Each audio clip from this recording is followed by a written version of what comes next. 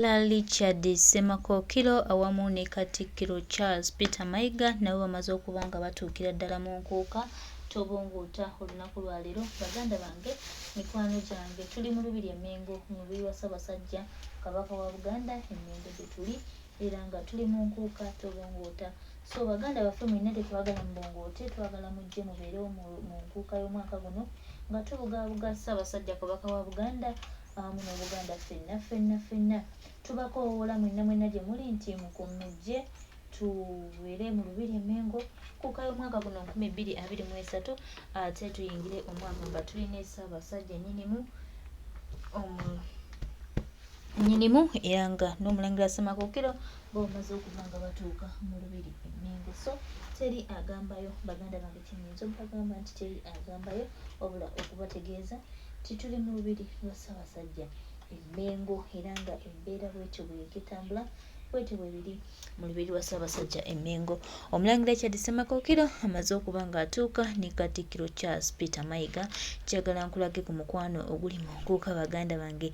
Abantu bagadde Ssaabasajja Kabaka, abantu balaze Ssaabasajja Kabaka omukwano era nga kyenyiza okugamba gwe mukwano gwange aliko naawe awuliriza nti buli kimu kiri very fine.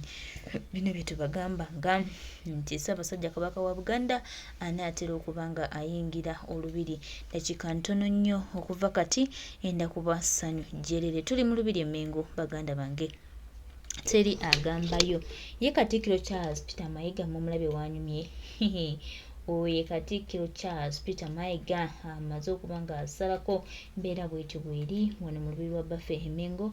Omulangira Richard Ssemakokiro awuubira ku bantu ba Ssaabasajja abaze obuyitirivu bwe batyo era nga bano amaze okuba nga batuuka. Richard Ssemakokiro tusanyuse nnyo okulaba Baganda waffe kitaffe ayayayayaya ali very smart Richard Ssemakokiro ebyo nno bisanga mu Lubiri Emmengo gwe mukwano gwange. Abantu ba Ssaabasajja ndowooza obalaba buli kimu kiri very fine. Tuli mu Lubiri Emmengo, tuli mu Nkuuka baganda bange Tobongoota. Gwatanaba kutuuka mu Nkuuka nyongera okujjukiza nti tuli mu Lubiri Emmengo. Ssaabasajja Kabaka wa Buganda amaze okuba nga atuuka kati teri agambayo. Lunaku lwa ssanyu, lunaku lwa kujaguza, lunaku lwa mazina, kyennyinza obategeeza olwaleero lunaku lwa mazina. Olwaleero tuli mu Lubiri Emmengo, tuli mu Lubiri Emmengo, tuli mu Lubiri Emmengo baganda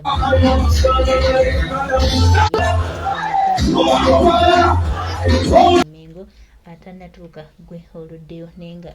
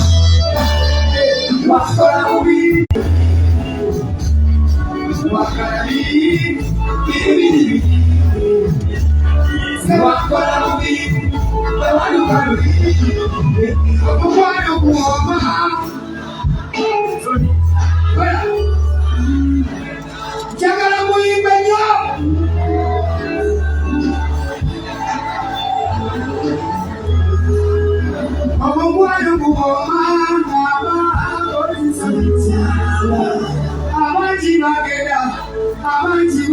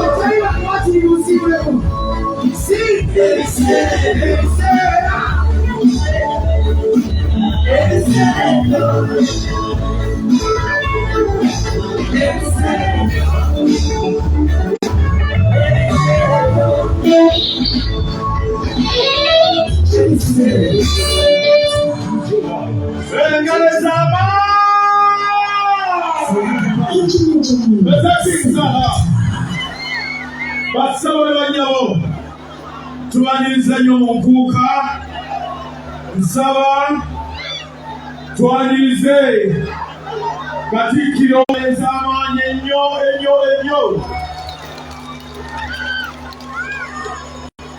Nsaba twanirize Omulangira Ssabasajja n'engalo ez'amaanyi ennyo.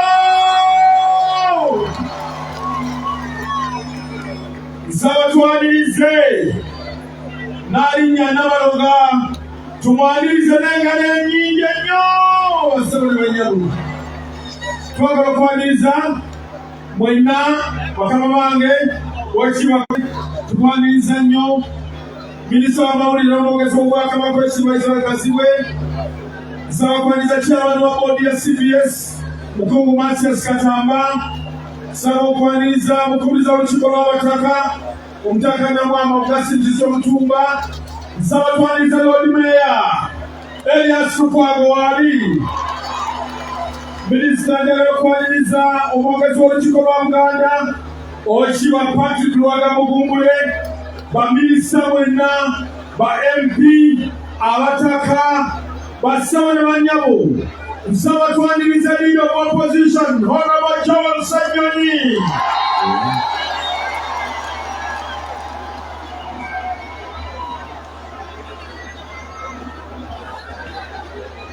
Abakungu abakulira ebitongole by'Obwakabaka byonna, bassebo ne bannyabo ab'ebitiibwa mwenna, tubaniriza nnyo. Nsaba tukakkane obutebe tumuyise bulungi muveeyo, twanirize.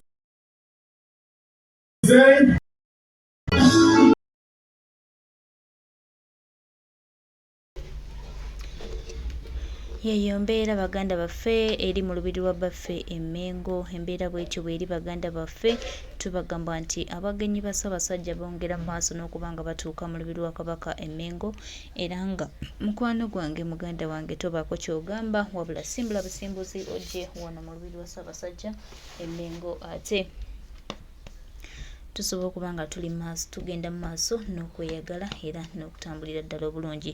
Tuli mu lubiri lwa Ssabasajja wano Emmengo era nga twazze kubugaabuga mu ttanda. Mbeera bwetyo bweri, teri agambayo. Baganda bange tuli mu lubiri Emmengo, mbeera bwetyo bweri.